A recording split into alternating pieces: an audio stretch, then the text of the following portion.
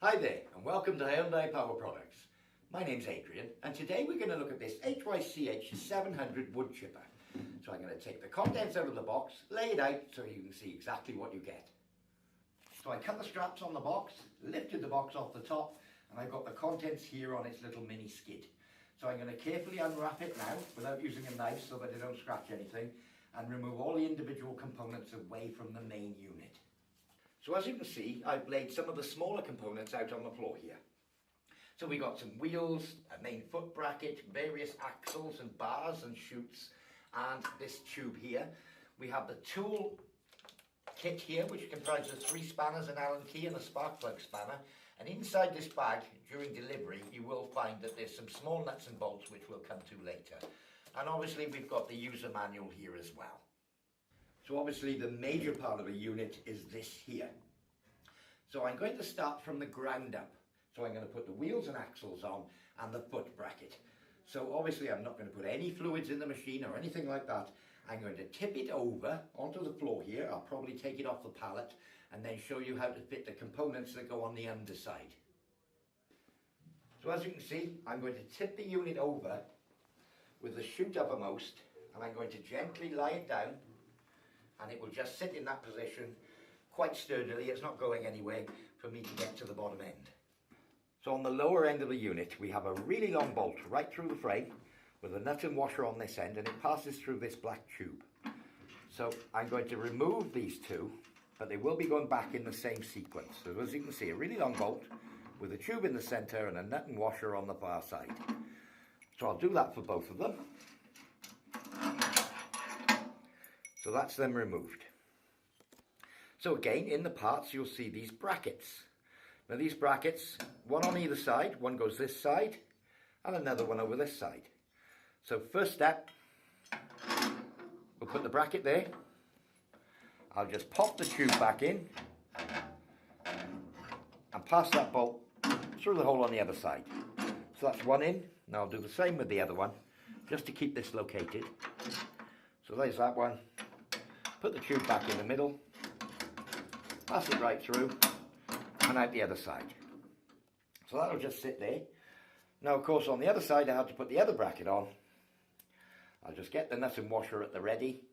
So I'm just holding the bolt in position. I'll just pop the bracket on there. If you did have some assistance it would probably be easier, but I can't manage it on my own. So I'll just loosely put that nut in position. And then the second one's much easier. Line it up, through with the bolt, on with the washer, on with the nut. And I'll just put those loosely into position. Hand tight for now. And there we are. So next we have the axle, and as you can see, it's a long piece of bar, and it's got a nut and washer on either end. So I'll remove the nut and washer from one end. Now this one is actually a little bit hand tight at the moment, so what I'm going to do is take the wheel and put the axle through the wheel, the first wheel, and then through the whole assembly, right through the lot, to there. I can put the second wheel on. Now just take note to put the valves on the outside. Put the nut on, and on loosely with the washer. Okay, so that's everything assembled, but none of the nuts and bolts are tightened up. So now that everything's in place, I'll just tighten up the main bolt in the chassis here. Now you can't over tighten this really because it's got a tube between the two frames. You make sure that you put that tube back. So on with the second bolt. So I am using the spanners that were provided. And there are two 13mm spanners. That's those two bolts done up. So I just put the spanner on one end of the axle. I can tighten the nut on the other end. Just being very careful not to damage that valve. So now that I've got the wheels and axle in place, I'm going to lift the unit back up. I'm going to turn it around 180 degrees and lay it back down on this face. So, just give it a little push, get it back into my working area. and lower it down onto the floor. So again, much as we did on the other side, I'm going to remove 2 nuts and bolts, which we're going to use for fastening, and the big long stud nut and washer and the tube. Okay, so you'll see on the top here, these bolts are loose here deliberately. There's the outlet chute. So I'm just going to pull it down towards the bottom of the machine, and you'll see in the outlet chute, it's got 2 bolt holes in it, or holes for bolts. I need to bring that down until it lines up with the holes in the frames, as you can see here. That's the point it needs to sit at when we put it back together. So next step, I'm going to undo these 4 nuts and bolts, just put them to one side safely for the moment, and remove this grating. So everything's been put in position with the bolts loose, so that the bolts are all in the correct place, so you can't really get the wrong bolt in the wrong hole. I'm going to remove that grating and the 4 bolts. There we are. Okay, so several things to grab hold of at once here, but it can be done quite simply. I've got the black frame on the very outside. I'll just pass the bolt through. I'll just bring the chute till the bolt lines up there. I'll just hold it there for a minute. Put the tube on, push the bolt through. So I'm just going to let it hang there for a minute. Just get that bolt started in that hole, which is there, and pop the bracket onto that nut. So that's stage 1. So I'll just get a nut and washer so that it doesn't come back out again. There we are.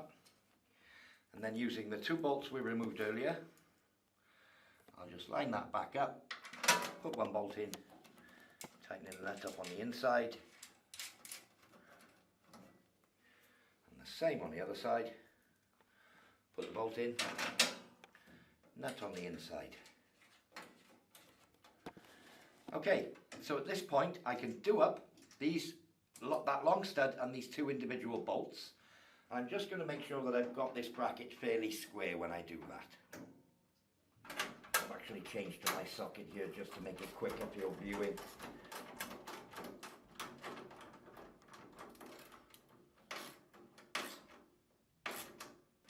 Okay, that's nipped. Let me just check. Yeah, that bracket looks fairly flush all the way along there. So now that I've done that, I can finally tighten up the bolts. Okay, that's that part in position. So moving on, we have this part which needs to be fitted next. Again, it's got its bolts in its holes, nut and bolt there, and as you can see, another nut and bolt here. So I'll just undo those and take them out of the way. So there's a couple of slots in the top of here, and they slot down over these nuts and washers. In fact, I can see the nuts are well out and the washers are outboard. So you can take the nuts and washers off, but if I just carefully slide that in there, lever it down in position, you can see it's in place there. That's fantastic. So now what I need to do is replace the 2 bolts I just took out. So find the hole, there it is. Do up that bolt loosely, same the other side. And do up that bolt loosely. And as per usual, final operation. Get myself the right spanners, pair of 13s. 1 spanner inside. I've got my socket on the outside. Tighten that one up. Same with one on the other side.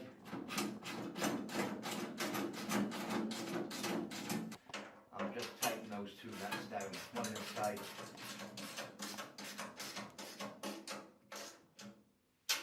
Okay. And the same on the other side. So final little bit of assembly down the bottom here, we have this L-shaped grill. So it goes down here in this orientation with the short bit facing what would be the floor. It goes inside the steelwork here, into position. I'll just pop one of the little screws back in, put a nut on it. Here we are, repeat the operation. Spanner on the inside. I'm just using the socket on the outside just to do a little bit quicker for you viewers. We'll tighten the 4 bolts up.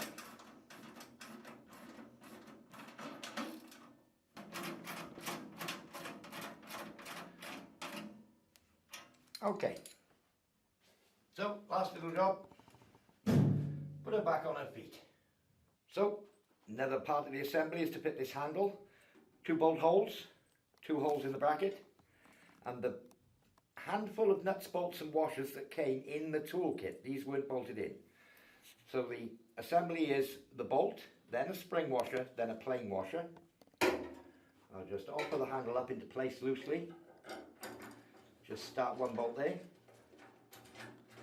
Just get it started. Here's the second one. Okay, just transfer over to the other side. So yeah, final job. I'll just tighten up these 4 bolts.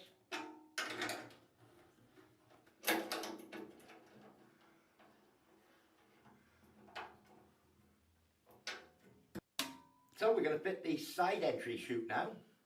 You can see 3 nuts here. We're going to have to remove those first. So that's the first job.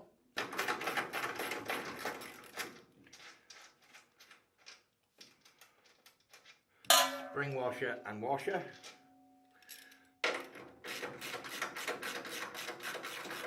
So I can take the tube,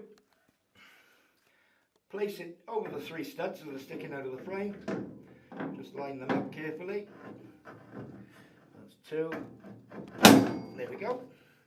And I'll just place a washer, spring washer and nut.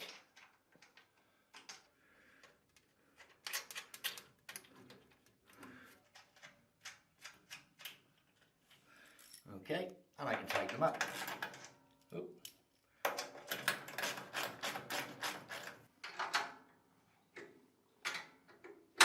So we've done all the mechanical assembly of the machine now, and as we stated at the beginning, this should be done completely dry with no fuel and no engine oil.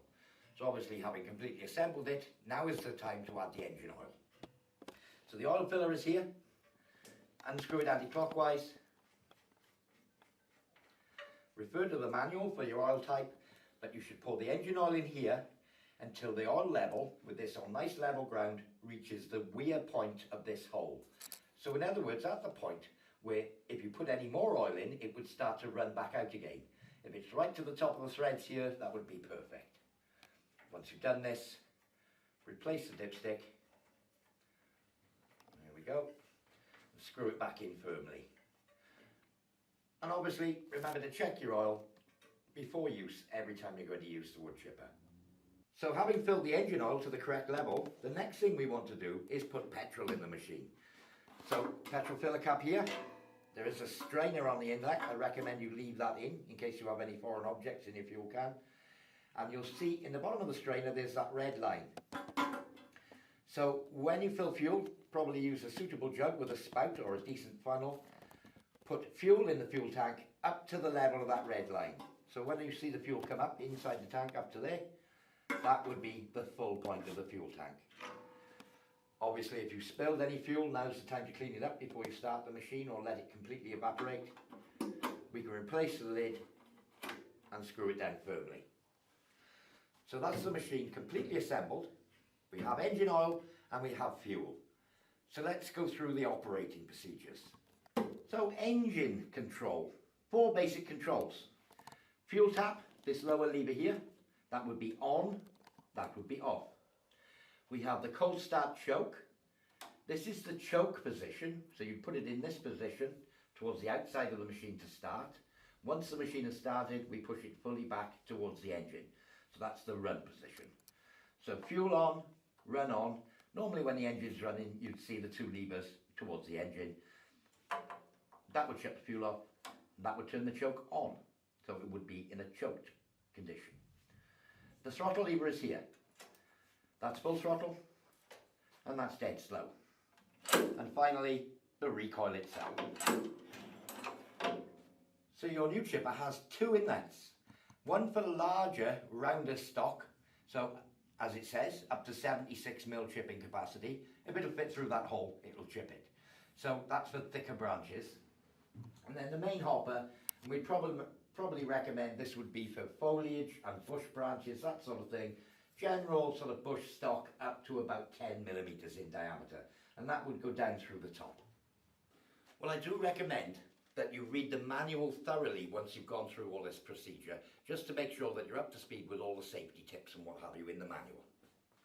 Having said that, after first use, I'd probably recommend that you go right around the machine, just checking the tightness of all the nuts and bolts that we did up during assembly, just to make sure that everything's still tight and isn't going to vibrate loose. Well, I do hope you found this demonstration useful. For more information on this or any of our other products, visit www.hyundaipowerproducts.co.uk. I've been Adrian, and thank you for watching.